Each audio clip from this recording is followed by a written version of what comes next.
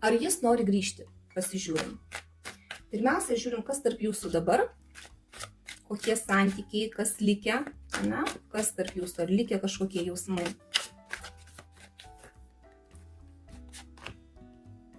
Stabilumas kažkoks yra. Galbūt net jeigu jūs ir išsiskyrėt, tiek vienas, tiek kitas, jaučiatės pakankamai stabiliai, kažkaip jau nusistovėję pas jūs viskas.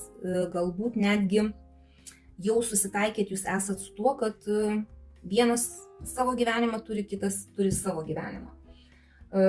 Ar jis nori grįžti pas jūs? Jisai galvoja apie tai, jisai svajoja netgi apie tai. O ar jisai darys kažkokius tai veiksmus, kad sugrįžtų? Jisai ir toliau svajos, bet jam labai svarbus jo komfortas. Ir jisai pats greičiausiai nieko nedarys, čia vieno žmogaus arkanas. Jisai svajos ir toliau, jisai mėgausis tuo, ką jisai dabar turi, bet kažkokio tai apčiuopiamo veiksmo jisai nedarys. Gerai, jeigu jūs žengsit pirmą žingsnį, kaip jisai sureaguosi, tai grįžti, negrįžti? Jisai, žiūrėkit, jisai ir toliau laikysis to stabilumo. Ir net jeigu jūs jam kažką tai siūlysit, jisai nenorės priimti to pasiūlymo. Kažkaip tai taip jam dabar gerai, taip kaip jisai jaučiasi. Taip jisai svajoja, taip jisai galvoja, galbūt netgi turi daug pasirinkimų kažkokių, tai ir daug svajonių, bet jam gerai taip kaip dabar yra.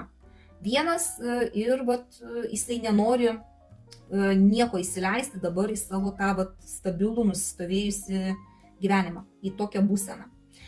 Ir jums pasižiūrime patarimą, kaip elgtis šitoj situacijai. Laukti ar paleisti jį?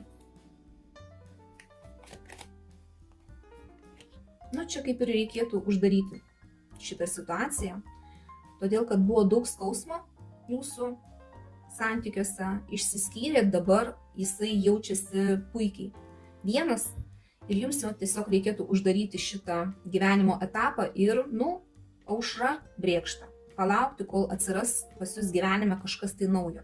Nes, per sunki situacija, reikia ją paleisti.